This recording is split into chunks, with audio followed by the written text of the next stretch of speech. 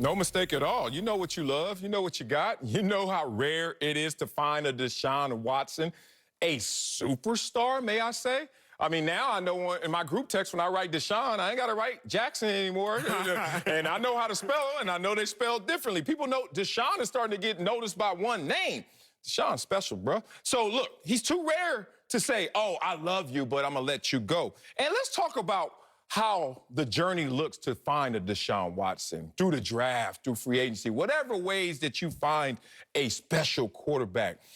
The road to the riches is full of counterfeit, bruh. And I'm talking about guys that look the part, think they're the part, and just are not the part. And Deshaun Watson has checked every single box that you desire. So when I'm searching for Deshaun Watson, I know how different that experience could look if I don't get what I want. And that's Deshaun Watson. I found him. I got him. And now if I'm Cal McNair, I'm the Houston Texans, I'm Nick Caserio, I'm all these people in the organization, Deshaun wants out. And I hear you, but I'm not letting you go. You ever been in that relationship? Girl, we ain't breaking up. That's your feelings over there. Over here, I'm holding on to you. But Cal McNair really has to be thinking, you need my help to hurt me? Like, you need my help to hurt me. Like, I'm not letting you go. And then on top of that, helping you hurt me. So I don't know where Deshaun Watson's going other than the Houston Texans. But trust me, the reason why they're not responding to other teams' trade proposals, the reason why they're saying and they're being adamant about it, Deshaun Watson is not available for trade, is because they're in love with Deshaun Watson. And who wouldn't? The Nuggets support it, the numbers support it, but beyond that, the logic supports it. Deshaun Watson 4 or 5 months ago was happy to be in Houston, smiling to be in Houston, crying that he was in Houston, committed to Houston. Now, 5 months later, we're in a different place. If I'm Cal McNair, I'm kind of thinking, let's let another 5 months go by, let this thing smooth over. Maybe he will have a change of heart once again. But I'm not letting a superstar franchise quarterback go. Man, the Texans would be making a mistake, Sel, and I'm going to start with the Wileyism. One of the greatest Wileyisms that I have ever heard, and it simply read, you cannot avoid war, only delay it. That was a bar when you said that. You kind of remixed it. Did I ruin it? You did you. Can I hear the Wileyism? Oh, okay. War can't be avoided, just postponed. I said the same thing. I mean, you did, but I said the same thing. Look, when I look at it as this, I'm man. Dr. Dre. I'll be Emmanuel. The Texans, big dog, all they can do is postpone it. All they can do is delay this beef with Deshaun Watson because it can't be avoided. How? How it can't be avoided? Deshaun Watson has already told y'all where he stands. He's like, look, I don't want to be here. It started with the whisper. It started with the murmur. Then it became an echo. And now it is a roaring noise of silence. Yeah, that's real. That's a roaring noise of silence. Removed him from his profile pages. Removed the Texans from his bio. So what are you going to try to do? Keep Deshaun Watson there against his will? Must I remind you how this has played out?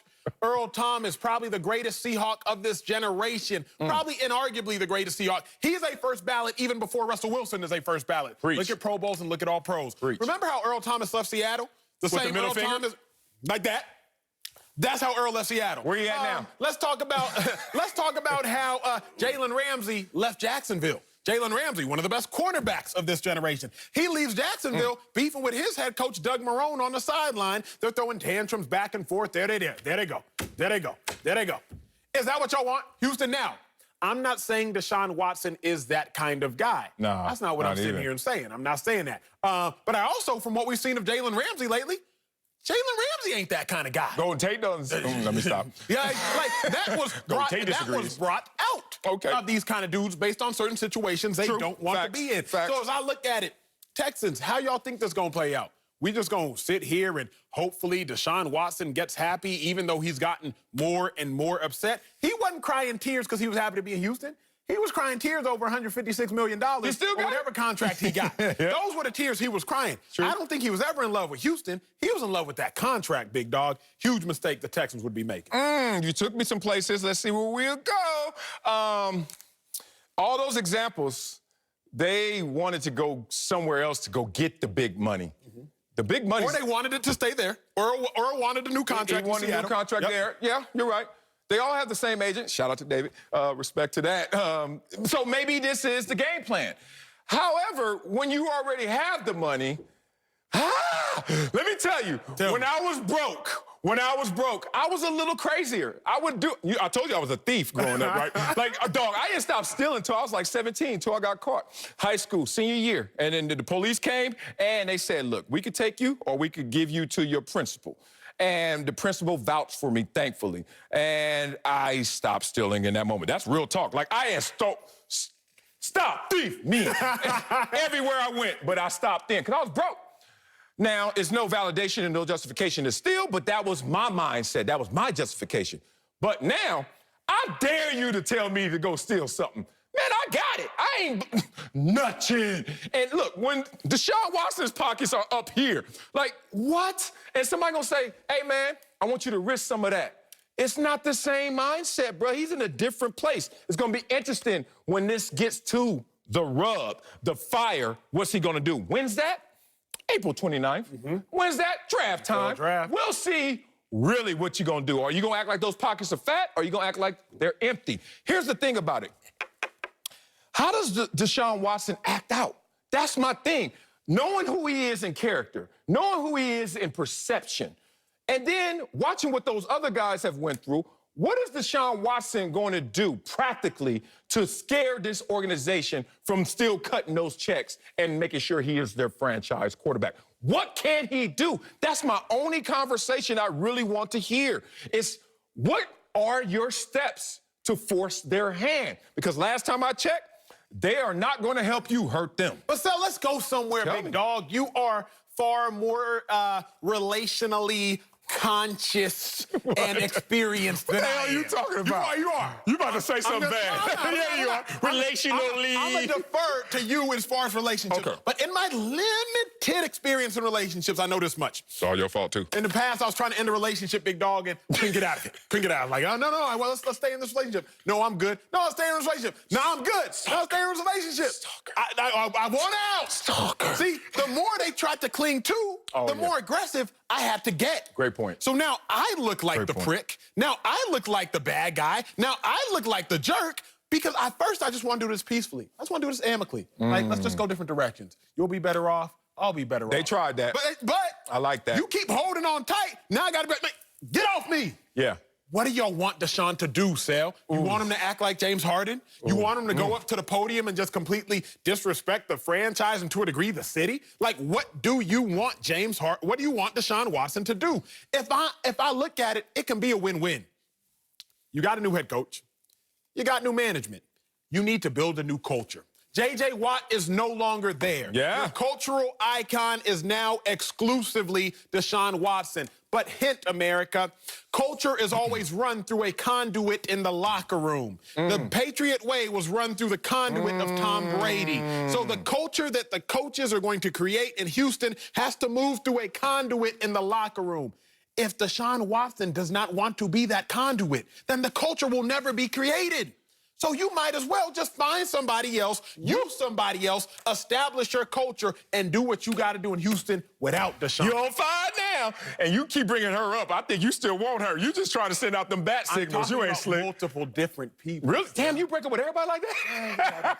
Acho. Here we go.